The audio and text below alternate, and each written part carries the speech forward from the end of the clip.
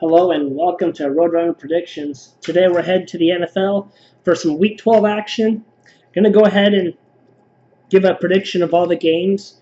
I'm going to first start with a quick recap on my college football. I finally went above the 500 mark. Like I said, I was feeling real confident with it. I went 60% overall on total picks out of 15 picks. So I'll take that. Not too bad. It just felt like everything was starting to line up right, and things were after taking a step back and really just more like double checking or triple checking my work and make sure I had everything in the right place and not getting caught with anything. And the game I liked the most ended up being the biggest slaughter, which was the Nebraska minus 5, which line moved to 6.5. They just annihilated, and that felt really good. Disappointing night though for me. With the Ducks losing, I didn't even take action on the game. I couldn't. I didn't even want to give to the Pac-12 my analysis because they've been so screwy, and I'm glad I didn't because it probably would have did a little worse. The Ducks fell, and a crazy 56-yard pass deep down from Arizona State's quarterback, and really impressive. Oregon was even playing short because they're like, I think he scrambled okay. This is looking pretty good. Oh no, he's going really deep, and then they're trying to catch up, and it was just all for naught. Too late. I just can't believe with no real steps he threw for 56 yards in the air. That's just pretty crazy. He's a little guy too. Props to Arizona State though for getting it done. Doing what they do best, being able to put one of their staple wins to every season. So, LSU and Arkansas game, I can't believe how close that game was. And then I was like, okay, it's not going to obviously cover because it was like 3-7 halfway in the second. And then all of a sudden, I check it later, it's third quarter, and LSU's starting to clobber them. I'm like, oh, okay, never mind. Maybe I will hit this. One push, and that was on Hawaii at -3. The game ended at 14-11. I went to bed right when that game was starting, so wasn't able to watch it. I'll watch the highlight quick reel pretty shortly. But let's get into this Week 12. I have a couple games that I really kind of like, and then I have like maybe 3 or 4 that I'm kind of on the fence about. I'm not gonna put action on, but I am gonna give them the pick. Let's go to Miami and Cleveland to start off this matchup. I mean, is anyone really excited about this? Let's be honest. Probably not. 2-8 Miami team versus a 4-6 Cleveland Browns team. They're 2-3 at home. Miami Dolphins are 1-3 away. I actually am taking Miami plus. It opened up at 12.5 and now it's at 10.5, but I still think that's enough. I'm sorry, I'm taking Miami. I don't know what I'm saying. I'm sorry. I'm taking Miami at plus 10.5. Denver is getting 5 against Buffalo, and that went down to 4. So 5-4 move. 7-3, 3-2 at home. The Bills 1-4 away for Broncos, and their overall record is 3-7. I like the Buffaloes. I like the favorite in this scenario. Buffalo's that pound and ground team, and Broncos I've kind of been doing pretty good on prediction wise of how they've been playing. I like them in some tougher matchups, but not in this particular one, not on the road. Not after. I mean, they played tough at Minnesota, but I don't think that'll be the same scenario. So I like the Buffalo -4. Pittsburgh versus Cincinnati. It opened up at 7.5, and the line moved to 6.5. I'm taking Pittsburgh -6.5. How do you take Bengals here? I mean, yeah, I know the Steelers team hasn't been shiny and they've looked really bad. And the only way I could see you're on Cincinnati is because you're like, oh, well, Rudolph just had all that drama and just got fined $50,000 for the blah, blah, blah, blah, the helmet issue. And honestly, I don't think he got hit hard enough on the head. I think the whole situation is kind of BS. He's Calvert literally trying to take off his helmet, and then he ends up getting away scot-free from that at first, and And I don't know. I think it's stupid. I think, and then I don't know. I think it's really childish. And Kyle Rudolph puts up his hands like this, like, you see that? He's getting hit in the head with a helmet. Yeah, it looks like it hurt, but it wasn't that crazy of a blow. And I'm sorry, I'm not giving it to him. If I say you suspend Kyle Rudolph for the season too, if you're going to do it that way, because he's, in my opinion, he took the first steps towards creating the issue. And yeah, Garrett took it too far, beat him with the helmet. I give it, but that's the last time I'll talk about it on here. I don't really care. Um, so if you were maybe hedging that, I could understand. But even with that, I still can't take the Bengals 0-10, 0-4 at home. Given a touchdown. I'm sorry. Nope. So I'm pretty sure they'll end up covering. I'm just kidding. Giants are opened up at plus 7.5 over getting 7.5 at Chicago. I don't know what people are seeing away here. Yeah, the Giants have done really crappy on the road. They're 2-8. They're 1-4 on the road. Chicago Bears are 4-6, 2-3 at home. I think they're just saying that it's a tough atmosphere to play in Chicago at Soldier Field, and it is. I get that, but I'm taking Giants. It's like two shit teams playing each other. I can't really see one or the other pulling away too crazy.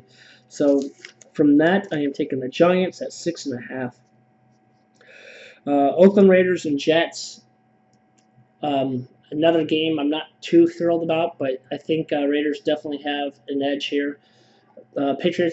Jets are coming off of a win, so they might be a little happy defeating the Giants 2 weeks ago. And now, I'm sorry, 3 weeks ago with the bye, but 2 weeks ago. No, it is 2 weeks ago. Sorry. And then a win at Washington Redskins. Wow, you just beat two teams. I think with a total wins is of 3. So Jets are 3-7, 2-3 at home. Apparently, they're playing a little bit better at home. Oakland Raiders are 1-3 away, 6-4 overall. Understand that 1-3 was that gauntlet the Raiders had to do. I'm sure you all know. They had to travel to Green Bay, and they played at Houston. They played in England, and they played 3. They had to play 5 consecutive road games, and 3 of the teams were above 500 at least. So it's a gauntlet.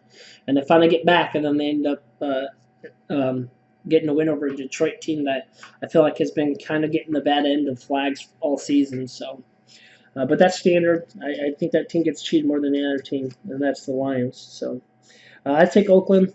Raiders is at 4.5, and now it's at 3. So you're even gaining a little bit on that one. So we're going to go ahead and put that down as my mark.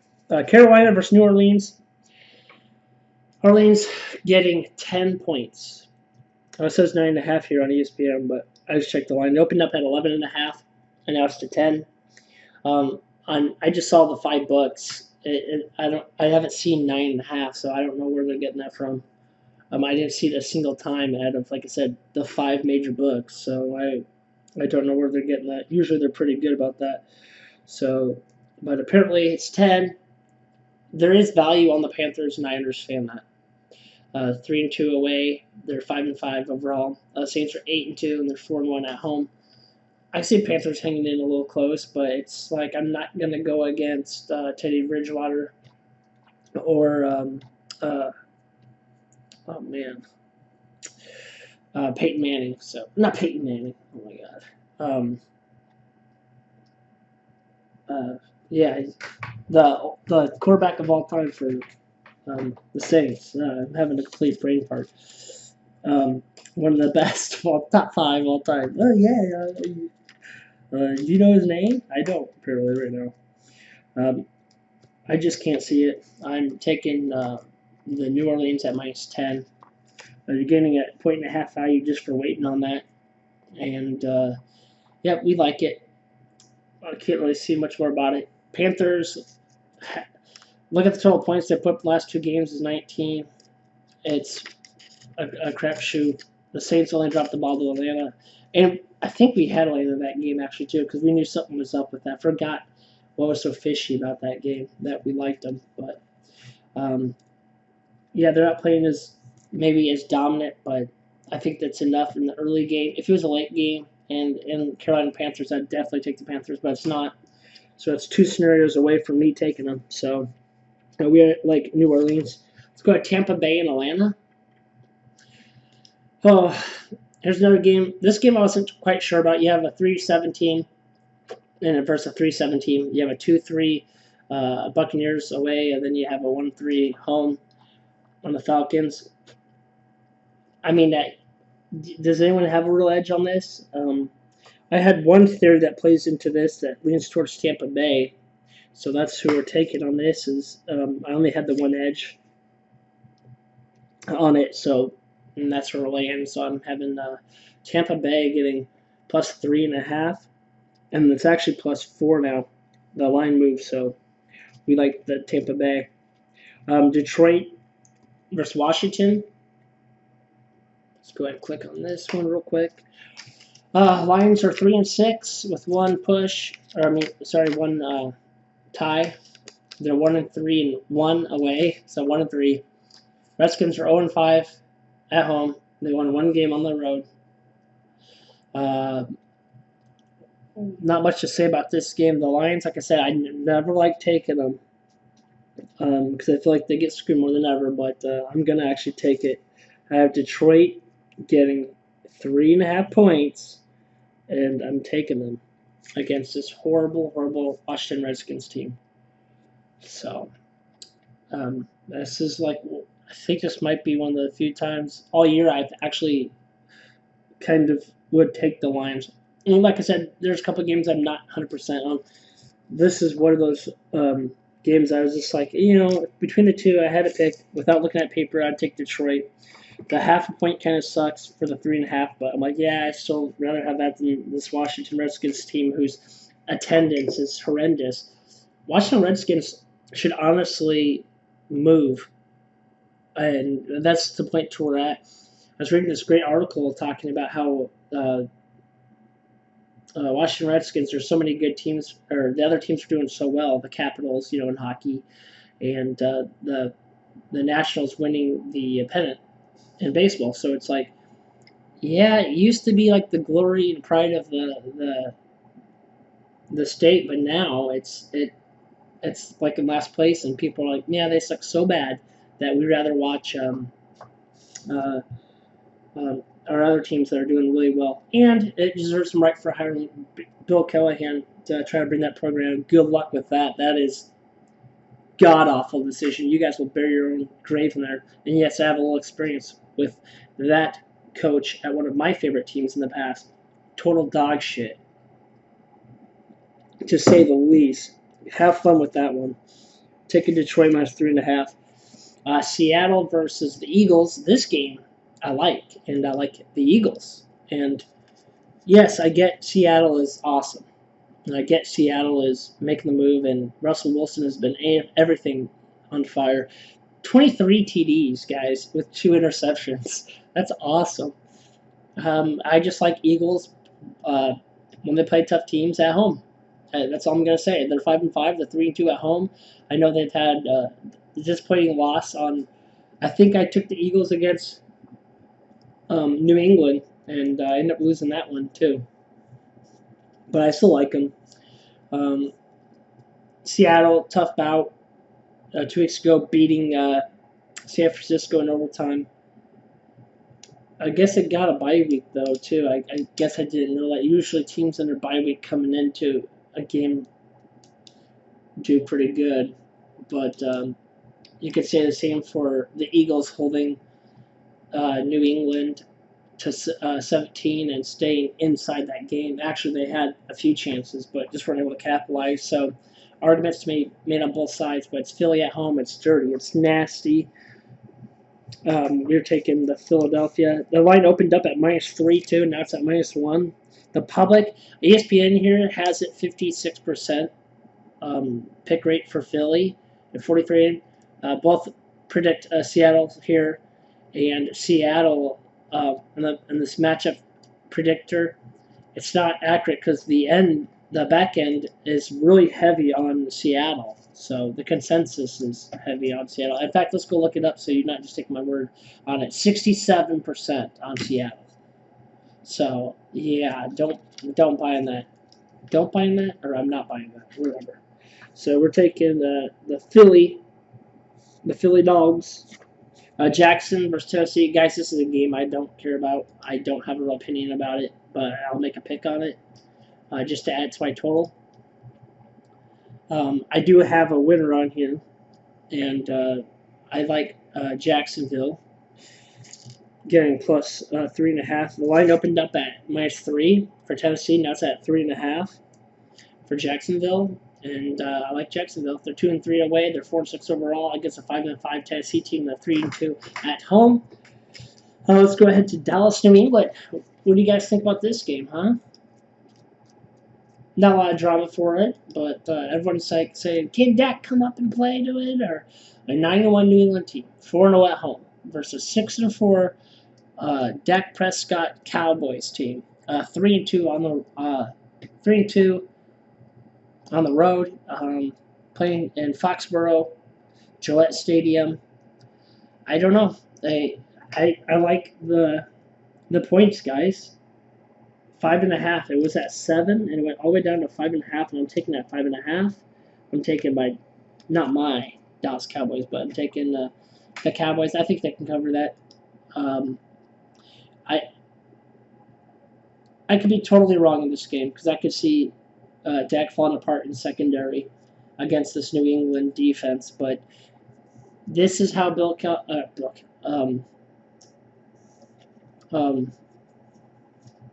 Patriots head coach, Bill Belichick, he likes playing, giving people the yardage up front.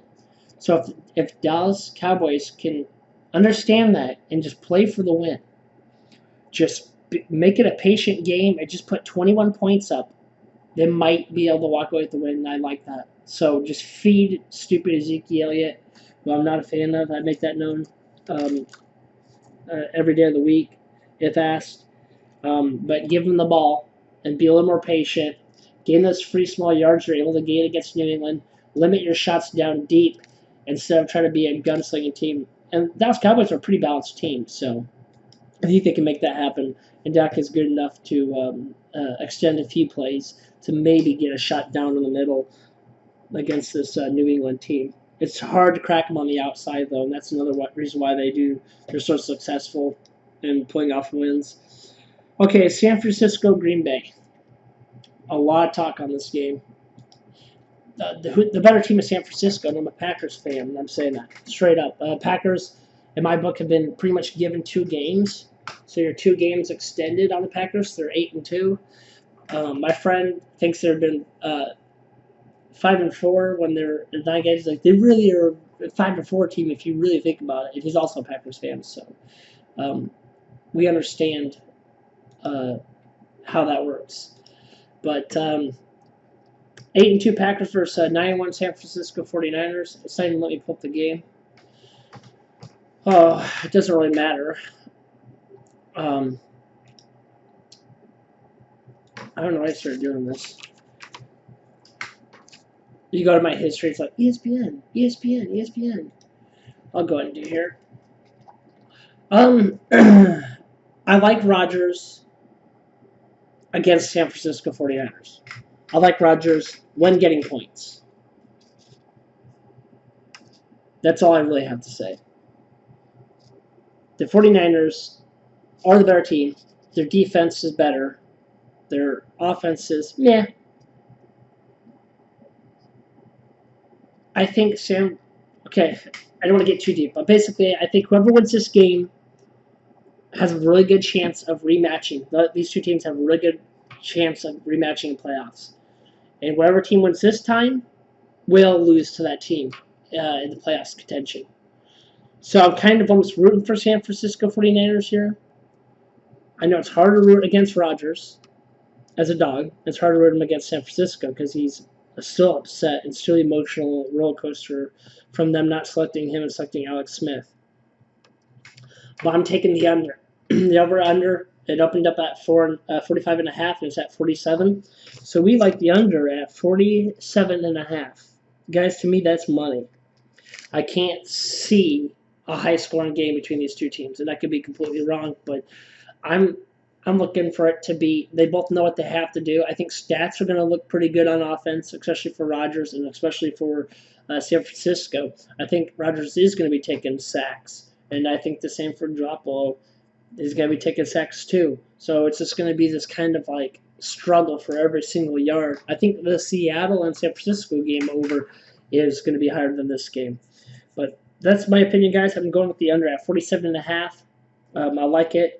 Like I said, I'd like to pick San Francisco to win this game, but I'll never take Rodgers as a dog, and I'll never take him against the 49ers for a revenge match. So that's my opinion on that. Stick with it. Baltimore Ravens headed to LA Rams. The Rams are the only team in LA right now that are actually able to play well at home. Consensus is at 31% on Rams +3. And yeah, Baltimore getting 3 points. That spread actually stayed the same too, guys. Throughout since it came out, it's been hovering around there. So I don't think people have gained a real big edge on it. The over/under's at 46.5. So no one's really moving on this. The Baltimore action is it's 69%, but it's not even that heavy. I don't know how you go against Baltimore right now. I really don't. But one of my schematics says to take the Rams. So I like the Rams in this case, and I'd have to go with the system I have that's been going over 60% or 60%. I'm going with, and I'm going to take the play and go with the Rams +3, which is really hard, but that's what she said. That's just how it is. So. Well, that's my recap of the NFL games. I gave a pick on all games, even the Monday night game. I might do a breakdown on the Monday night game, so stay tuned. I might have to change my opinion on that, but go Pack go, and hopefully hopefully this can pan out the way I see it, and I can stay consecutive and above 500 in the NFL. So thanks for watching. If you have any opinions, let me know. Have a good day.